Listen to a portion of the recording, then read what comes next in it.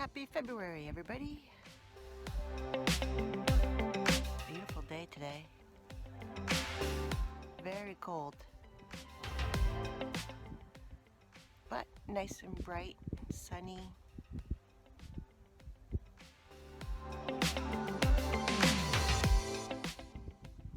Going for a little walk.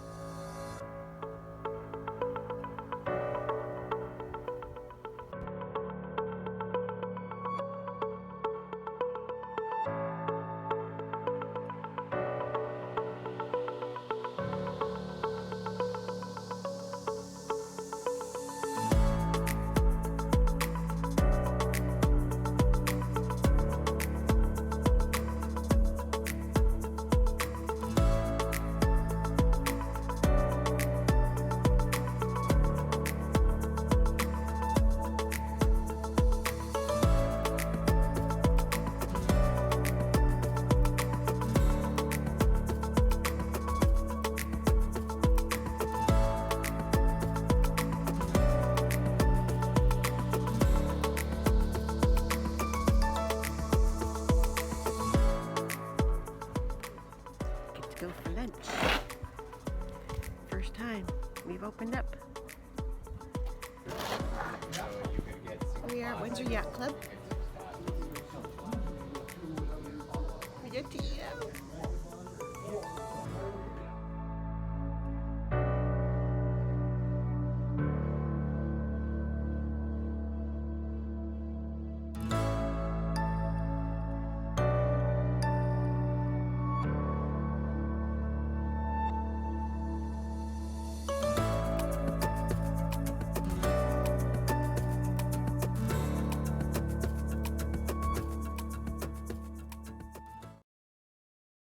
Sandwich Town was established in 1797. It is considered one of the oldest, most historically significant settlements in Ontario and has been the site of several historically significant events in Ontario's history, such as the beginning of the War of 1812 between Britain and the U.S.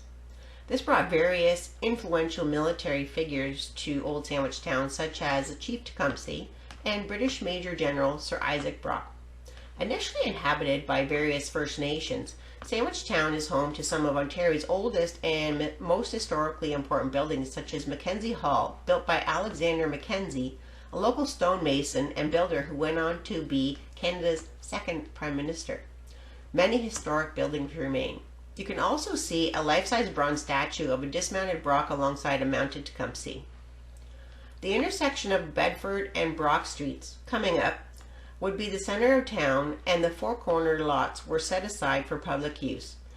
This function of the lots have not changed to this day, where St. John's Church and Cemetery, Mackenzie Hall, formerly the Essex County Courthouse, Windsor Jail, and Brock School are presently located. The names of the streets within this area all have distinct historical references related to the Anglo-Saxon Protestant culture. In the 1860s to 1880s, Sandwich became a popular tourist destination when a mineral spring was discovered while drilling for oil. This launched a new period in the history of Sandwich Town as it became a popular spa and vacation destination for visitors from Detroit and beyond. Boats brought visitors across the Detroit River to an excavated channel where the former Petit Côté beach area was, and quickly became a popular recreation spot. Many hotels were built to serve the tourists. Today, only the former Chappelle House survives at 3885 Sandwich Street. The mineral springs dried up, bringing the tourism phase to an end. The Ambassador Bridge opened in 1929, a vital trade link between Canada and the United States. The engineering marvel was made possible by the use of cantilever trusses as the main pillars. Suspension cables high over the Detroit River supported the center span. While citizens expected a river of cash to flow across the bridge, they were in for a rude awakening. The Great Depression also began in 1929. Alarmed at the rapid decline of Sandwich, a group of concerned citizens rallied to rescue their beloved neighborhood from its sad plight in the early 1980s. Many historically significant buildings, such as the Duff Baby Mansion, Mackenzie Hall, and the Sandwich Post Office, were restored. As well, the Sandwich Heritage Conservation District came to effect on October 19, 2012. A number of plaques highlighting the area's rich history were installed, and a number of murals illustrating historical figures and events were painted on buildings around the neighborhood. The Sandwich community began a gradual renaissance, which continues today.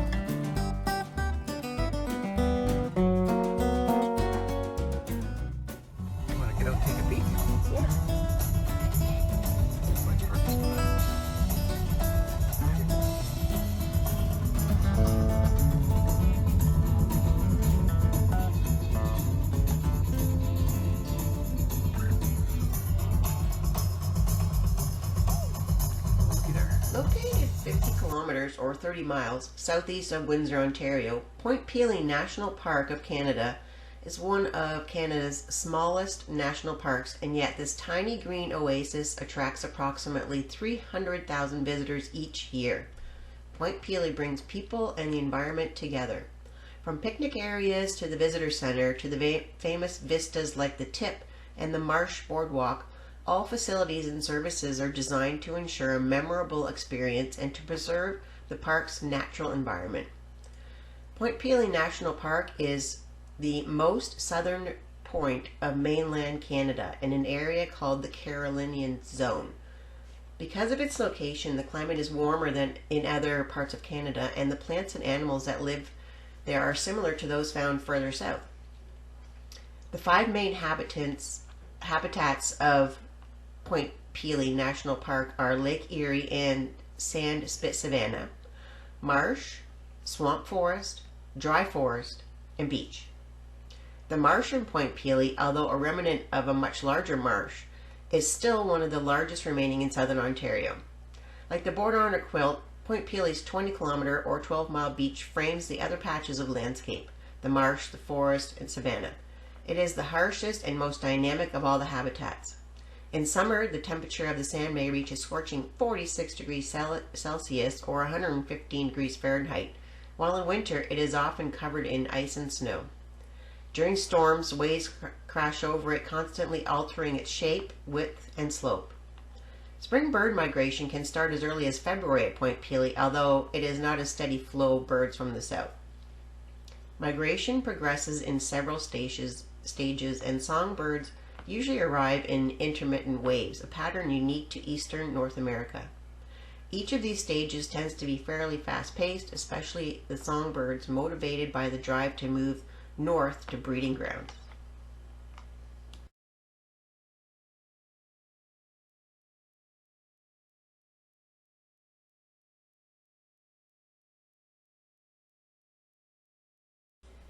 Here's a monument that is at the beginning of the marsh area on Point Pelee, and it reads, "They will never know the beauty of this place, see the seasons change, enjoy nature's course. All we enjoy we owe to the men and women who lie buried in the earth of foreign lands and in the seven seas, dedicated to the memory of the Canadians who died overseas in the service of their country and so preserved our heritage."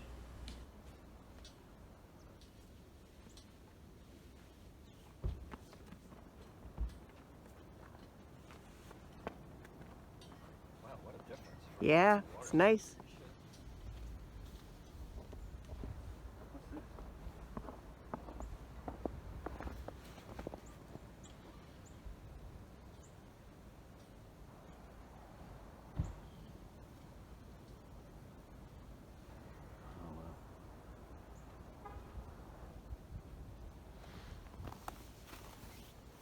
Picture of somebody there.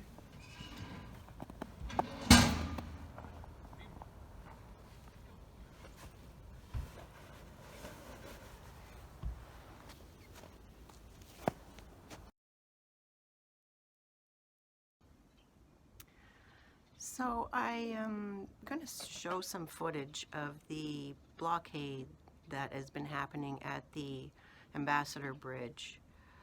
There's been blockades at other borders, and Ottawa is actually under siege. And I wanted to show this because I think it's really important to show what's happening and how a few people can disrupt the economy and several towns or cities, and for what reason is not very clear, and the authorities can't really figure out a way to make it stop. And so I took some video on the TV today that showed what's happening, and there is one lane open to the United States over the bridge. We do have the tunnel which we can go through, but so many people cross the border. This is an international border, the busiest in North America, and these protesters are making a real nuisance of themselves and causing harm to our economy, and I just wanted to to show some of what's happening here. And normally, you know, in February it's very quiet and there's not a lot to do. Can't work on the boats and you know, just basically going for walks. But I wanted to show what's happening in our city so that you can see what this year has become. It's a little worrisome to me, and that's why I wanted to show it, because it's something that needs to be shown. Thanks.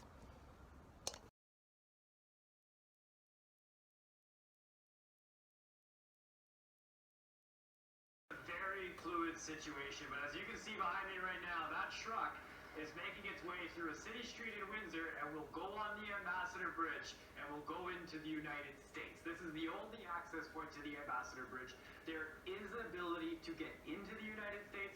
There is no ability for someone from the United States to get into Canada. Now, this has started yesterday at about 3 o'clock, a culmination of weeks of protests that have happened here in the Windsor-Essex area, convoys going around honking horns and letting it be known that they were against vaccine mandates for the COVID-19 vaccine. And when we went out yesterday to speak with some of the people who were there, and this morning as well, what we heard were people that said that into numerical context for us. Do you have any sense of how many cars are just sort of waiting to get through, how many trucks, and how much this is costing everybody? Well, the commercial traffic that crosses every day is about $300 million. So it is a material number, any way to cut it. And it's one thing to protest and to set up and be an annoyance in the streets of Ottawa. It's another to come in and shut down the international border crossing where a large majority of Canadian trade flows. More horns. We were really hearing horns earlier in the day. Now, I just want to show you this lane here beside me. This is the lane where trucks coming in and cars coming in from the United States would normally be entering Canada, and you can see it's completely blocked off. Dozens of personal pickup trucks mainly, lots of Canadian flags. We will continue working alongside all partners to get the situation under control. This morning I had a direct call with President Biden to talk about our shared challenges at the border. I updated him on the situation, particularly in Windsor. We discussed the American and indeed global influences on the protest. We talked about the U.S.-based flooding of the 911 phone lines in Ottawa, the presence of U.S. citizens in the blockades, and the impact of foreign money to fund this illegal activity. President Biden and I both agree that for the security of people and the economy, these blockades cannot continue. So make no mistake, the border cannot and will not remain closed. I want to remind everyone that politicians don't direct police in a democratic society, but I can assure you that the RCMP is working with provincial and local police departments to enforce the law. Everything is on the table. Challenging the officers on what side of history they would like to be on. That's what the demonstrator is asking officers as the officers continue to hold this line. As this face-off continues, let's try and find a safe point.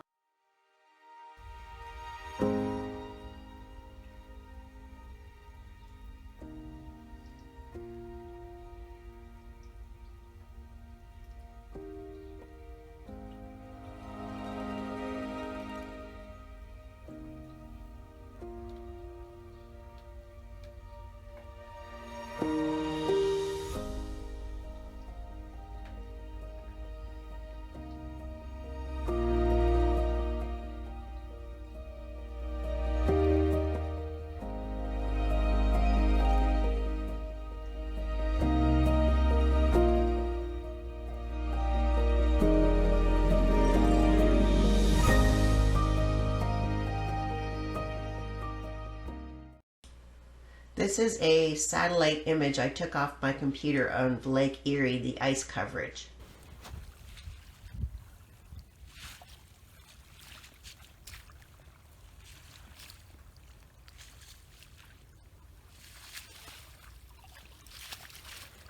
So I woke up this morning and the ice is gone.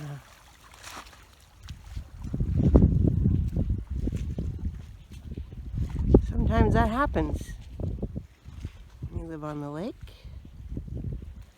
Depending on how thick the ice is and which way the wind is blowing, sometimes it goes out into the middle of the lake. And then next thing you know, it'll be back. And today, it's gone.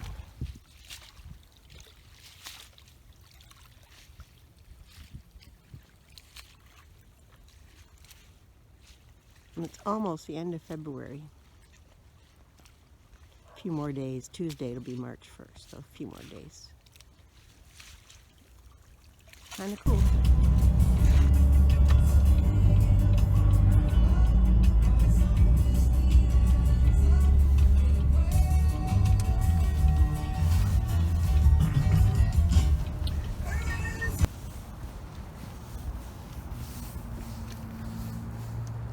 Where you want to go? This way. Okay.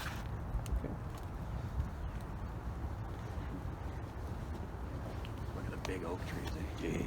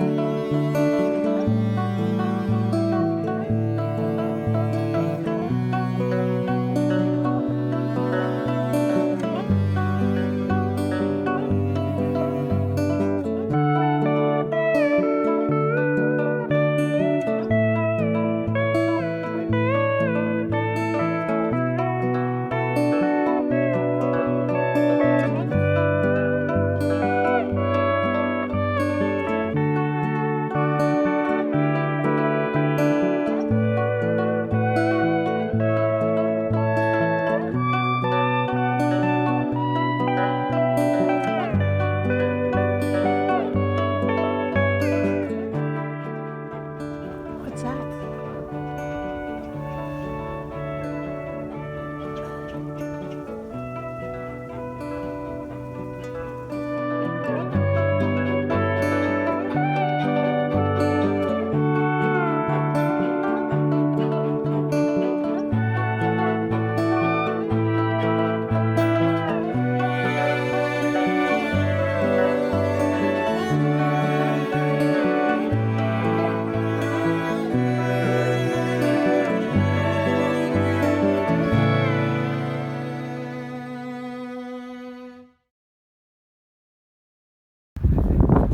What do we have? It might be universal. Just looking at this thing.